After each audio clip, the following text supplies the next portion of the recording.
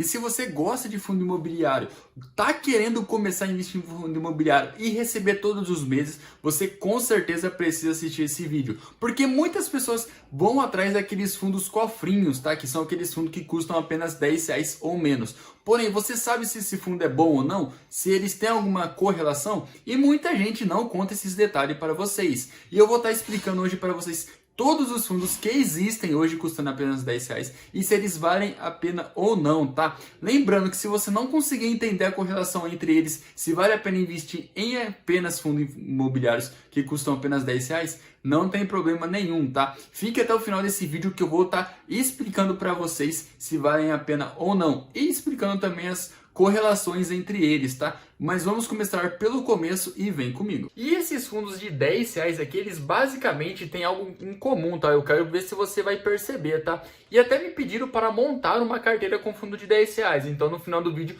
eu vou falar um pouquinho mais sobre isso. Mas para começar aqui, o nosso primeiro, com certeza a gente tinha que falar de fundo de R$ 10 é o MXRF, tá? O MXRF, na minha opinião, é um dos mais antigos ali da bolsa, tá? Acho que na base de 10, tá?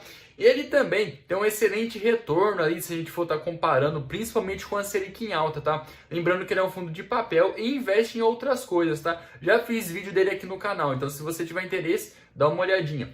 Então, olhando aqui para o último ano, tá, do MXRF, basicamente, ele teve uma alta de 2,52 nesse ano, tá? Lembrando que ele chegou ali em março, ali, na casa dos R$ 9.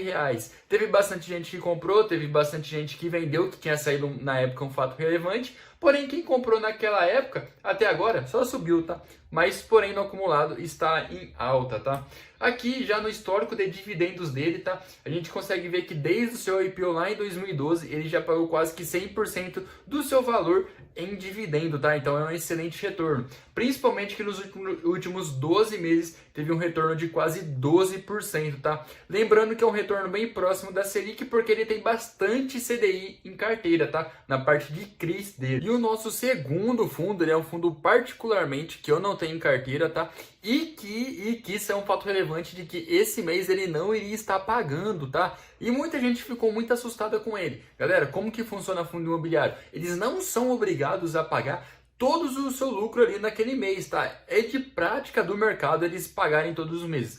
Porém, eles são obrigados a pagar no semestre, tá? 95% do seu lucro aferido. Então, aconteceu um erro de cálculo ali no TORD que fez que ele não pagasse durante esse mês, tá? Que esse mês que eu estou gravando o vídeo. Porém, teve mês que ele chegou a pagar 2 vezes, tá? Então, como ele pagou 2 vezes no mês, no próximo mês ele não vai estar pagando. E isso acabou influenciando demais no preço da cota dele. Por que eu falo? Tá vendo essa queda gigantesca aqui, ó, que começou de ter? Então, foi basicamente por conta disso, tá? Agora, eu já vou falando para você, durante um ano aqui, ele está caindo quase 20%, tá? E muita gente que está acompanhando o canal já sabe disso e sabe também o motivo. O TORD é um fundo de papel muito atrelado ao IPCA. Conforme o IPCA estava subindo, ele estava pagando cada vez mais. Porém, agora o IPCA deu uma desacelerada e basicamente ele vai começar a diminuir os seus rendimentos, tá? E o mercado acabou antecipando ali isso em relação ao seu preço. Lembrando que hoje ele está com um desconto ali em relação ao seu valor patrimonial, porém mesmo assim ele deve se estabilizar ali na casa dos R$ 8, R$ 9, tá? O preço por cada cota deles. Já que nos seus dividendos, a gente consegue ver que nos últimos 12 meses ele pagou 14,57. Para mim é um excelente rendimento, tá? Principalmente porque ele ficou acima da Selic. E a Selic seria basicamente a taxa ali de zero risco, tá? Então todo investimento que você fazer, você tem que buscar um retorno acima da Selic, porque não vale a pena você investir em alguma coisa que dê um retorno igual ou menor do que a Selic, tá? Mas acontece. E o nosso terceiro fundo, esse fundo aqui já é bastante conhecido também, é o do Versalis, tá? De código VSLH11, tá? É um fundo também de recebíveis, tá? Então preste atenção, que a maioria desses fundos são tudo de recebíveis. E no ano ele está caindo 8,78%. Gabriel, por que ele está caindo? Basicamente pelo mesmo motivo do TORD, tá? Ele tem bastante parte da sua carteira atrelados a CRIs, atrelados ao IPCA, então basicamente o IPCA começa a cair, o fundo também começa a cair, tá? Não é que ele fica ruim, é porque ele se torna menos atrativo em comparação aos outros fundos imobiliários comparado a lajes, tá? Inclusive teve várias casas de análise que estavam recomendando a compra de lajes e deixando ali a parte de papel, não vendendo papel, tá? Não vendendo fundo de papel, mas deixando ele ali um pouco mais parado, tá? Em análise. Então, basicamente, nesse ano ele está caindo 8,78, tá? Porém, o Versalhes na parte de dividendos é um absurdo, tá? Nos últimos 12 meses, ele entregou quase 17% de yield, tá? Ficando muito acima da Selic e até mesmo do IPCA, tá? Então, o Versalhes é um excelente fundo, é um fundo arriscado sim, porém a questão dele de retorno não tem nem como a gente comparar, tá? E aqui no meio, esse fundo aqui, a gente já tem vídeo dele até no canal, tá? É o Kiso 11. O Kiso 11 ele é um FOF, tá? O que é um FOF? É um fundo que investe em outros fundos. E o que acabou acontecendo com o Kiso 11? Ele é um fundo bastante recente e tem um nome ali bastante forte por trás dele, que é a da Suno, tá? Que seria basicamente um índice que a Suno criou ali melhorado, seria um IFIX melhorado. E o que acabou acontecendo? O Suno 30 ali, o Kiso 11, ele basicamente nasceu na casa dos R$100. Porém, depois de um tempo, houve o desdobramento de 10 para 1, tá? O que bastante fundo imobiliário está fazendo isso ultimamente. Então é cada vez mais comum a gente ter fundo imobiliário de R$10, tá? Porque se torna mais atrativo para o público, tá? Principalmente para quem está querendo começar a investir. E no ano aqui, o Kiso 11, ele basicamente está com uma alta de 3,5%, tá? Gabriel, isso é bom ou isso é ruim? Basicamente, um FOF, ele costuma sofrer mais a mercado, tá? Como assim? O IFIX está caindo ali, o índice do fundo imobiliário, que é o IFIX, está caindo 1%. Os FOFs, ele não cai 1%, cai 2%, cai 3%, cai 4%, cai 5%, cai 10%. Porém, quando o mercado começa a se retomar, os fundos imobiliários costumam subir 1%, 2%, os FOFs, que é no caso do Kiso 11, sobe 5%, 6%, 10% durante o ano, tá? Então, tanto que a gente consegue ver que o Kiso 11, ele tá basicamente só na subida, tá? Ele tá abaixo ainda do seu valor patrimonial, mas mesmo assim ainda está com um belo desconto. Esse daí eu tenho em carteira, tá? Já faz um bom tempinho que eu tenho ele em carteira. Lembrando que ele já chegou a custar menos de R$7,50, tá? Então quem comprou aqui, ó, na casa dos R$7,30, R$7,20, tá pulando de alegria hoje em dia com ele, tá? E aqui, no seu retorno nos últimos 12 meses, foi de 9,95, tá?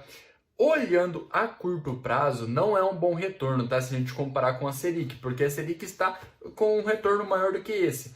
Porém, a gente tem que levar em consideração que é um FOF, tá? Então ele não tem ali a sua possibilidade de aumento de valor patrimonial e também da sua isenção de imposto de renda, tá? Porque na Selic você paga imposto de renda e nos fundos imobiliários não.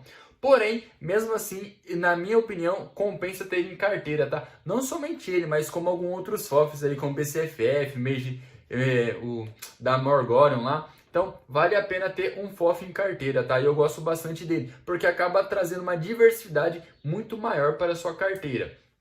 Agora, esse daqui é um fundo que pouca gente conhece, tá? Quem tá acompanhando aqui no canal, inclusive, ganhou uma cota dele de graça, tá? Ali de tabela. Se você estivesse acompanhando o canal, com certeza ganhou essa cota, tá? Que é basicamente do Game 11, tá? Não sei se está aparecendo o nome deles aqui ou se vocês não conhecem ainda, tá? O Game 11, no primeiro semestre do ano de 2022, ele foi o fundo imobiliário que mais teve retorno, tá? Ele é um fundo basicamente multi-estratégia.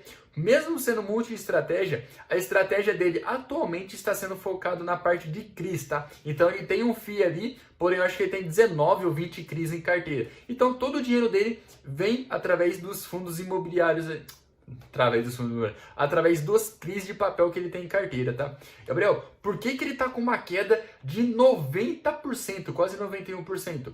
Calma.